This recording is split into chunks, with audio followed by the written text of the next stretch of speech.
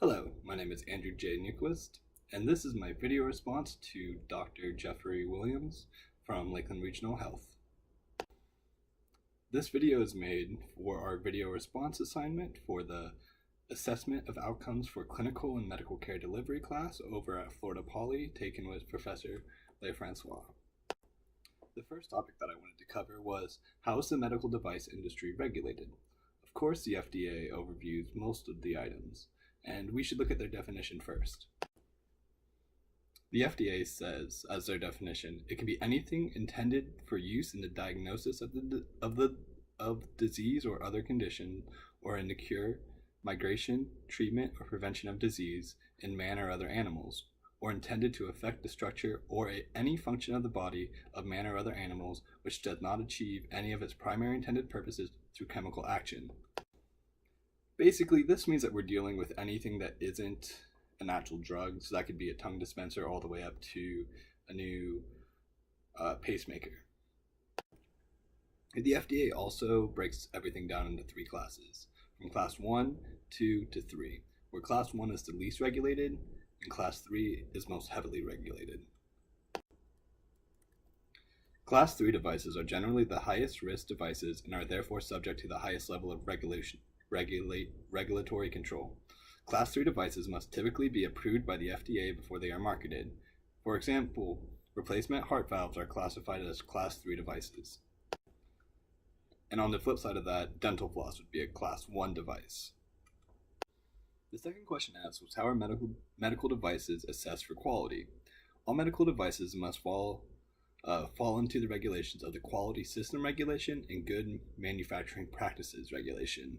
That includes requirements related to the methods used and in the facilities controls used, designing, purchasing, manufacturing, packaging, labeling, storing, installing, and servicing medical devices. These manufacturing facilities must undergo FDA inspections to assure compliance with the Quality Systems Regulations. Quality service regulations are applied to every single device manufacturer who wants to sell a medical device. Every part that goes along with other systems also fall into this regulation. This can include things from X-ray components to blood tubes, because they will be used alongside of a finished product. So anything that's finished and being distributed must go through this quality service control. The third question asked was that we need to look up failed medical devices and the FDA's and the world's response to those failed medical devices.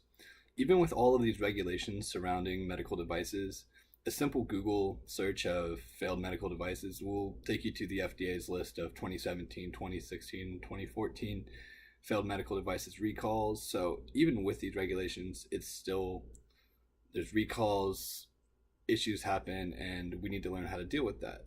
A few examples of the bigger recalls or failed medical devices are, there was the lap band in 2009, where it was a band that would constrict the size of the stomach to help people lose weight, except it would constrict it too much and not allow people to actually eat any food and cause people to throw up. It had like a 51% people reporting nausea, vomiting, or both, and 25% of people getting it removed by the end of the 3-year study. And this was just a huge failure, and like there wasn't any testing on it, or hardly any testing before it went to market. Also, around 2005, that there was an artificial hip introduced by Johnson & Johnson. That was essentially a metal-on-metal part hip that was being touted as really great. But the issue is the metal used was beginning to wear, and actually the metal started getting into the blood. And it turns out it was another device that was grandfathered onto the market without any clinical testing because of old rules that the FDA had. And after that particular case, in 2011, the Institute of Medicine concluded that the FDA's ability to spot problems is so inadequate that it's impossible to confidently draw broad conclusions about the safety and effectiveness of products that are on the market.